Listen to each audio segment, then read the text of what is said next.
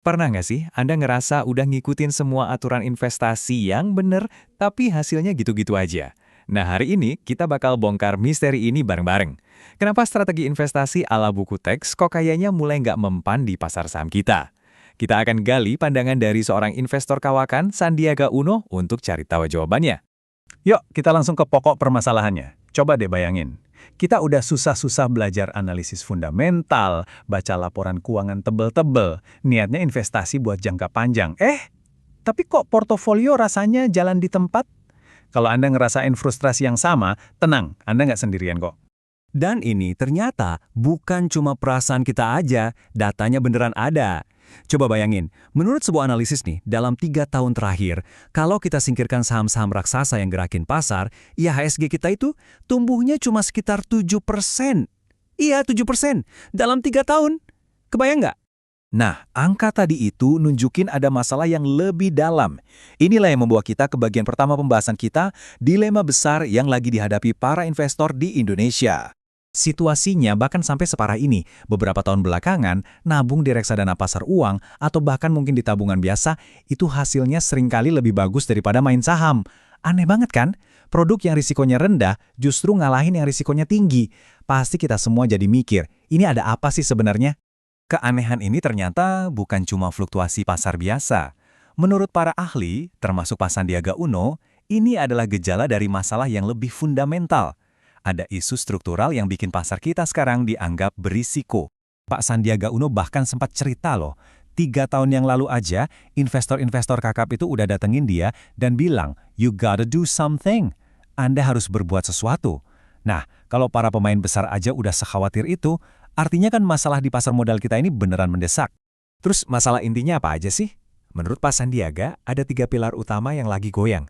Pertama, soal transparansi, ini masalah besar. Kedua, tata kelola atau governance. Dan yang ketiga, ini yang menarik, likuiditas realnya itu malah menurun. Padahal kan katanya jumlah investor retail makin banyak ya. Aneh. Nah, kalau 3 masalah tadi digabungin, hasilnya ya jadi nggak sehat.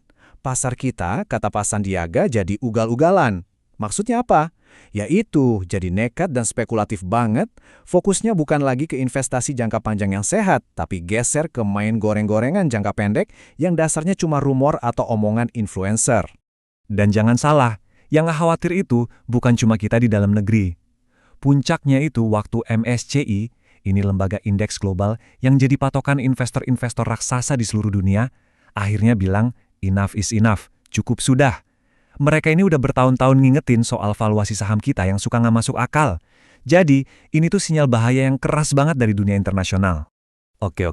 Masalahnya udah jelas, pasarnya ugal-ugalan. Terus solusinya gimana dong?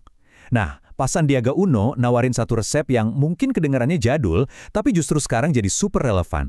Kita harus balik lagi ke fundamental. Coba kita lihat bedanya. Di pasar yang kayak gini, ada 2 tipe pemain yang beda banget. Di satu kubu, ada si spekulator. Pertanyaan mereka tiap hari, saham apa nih yang lagi dimasak hari ini? Di kubu lain, ada investor sejati. Pertanyaan mereka lebih dalam. Perusahaan ini nilainya sebenarnya berapa sih? Ini benar-benar 2 filosofi yang berlawanan.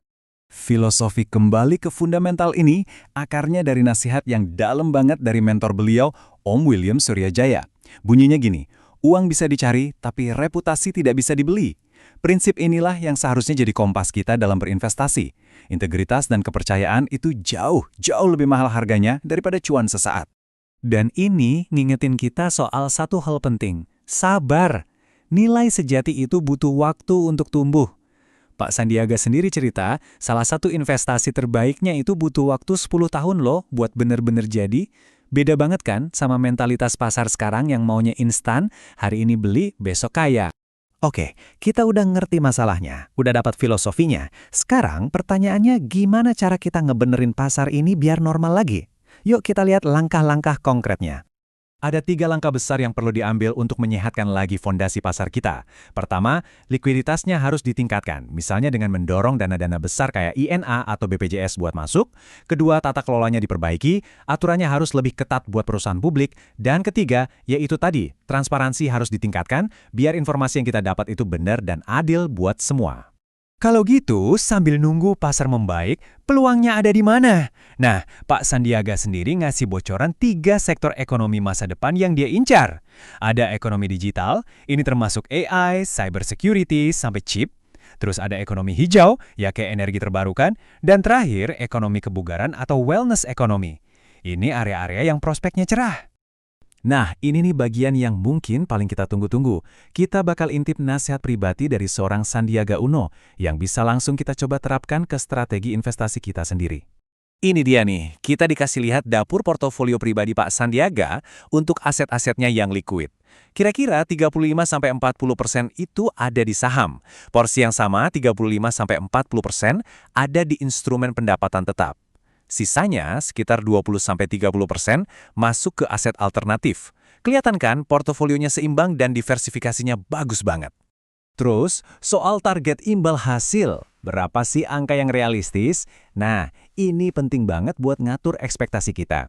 Untuk keseluruhan portofolio, bisa dapat 8-12% setahun, itu udah bagus banget. Kalau khusus untuk portofolio saham aja, target normalnya itu ada di kisaran 15-20% per tahun. Jadi, jangan mimpi yang aneh-aneh ya. Dan, ini dia kesimpulan yang mungkin agak mengejutkan buat sebagian orang. Kata Pak Sandiaga, investasi yang benar itu, ya membosankan. It's boring. Nggak ada tuh deg-degan lihat harga naik turun tiap hari. Justru, pendekatan yang disiplin, fundamental, dan agak ngebosenin inilah yang terbukti manjur untuk jangka panjang. Jadi kita sampai di pertanyaan penutup yang penting banget. Di tengah kondisi pasar yang terus berubah, yang makin spekulatif, jangan-jangan strategi yang membosankan dan fokus ke fundamental ini justru adalah kunci kemenangan yang baru? Coba deh, pertanyaan ini kita renungkan baik-baik buat perjalanan investasi kita ke depan.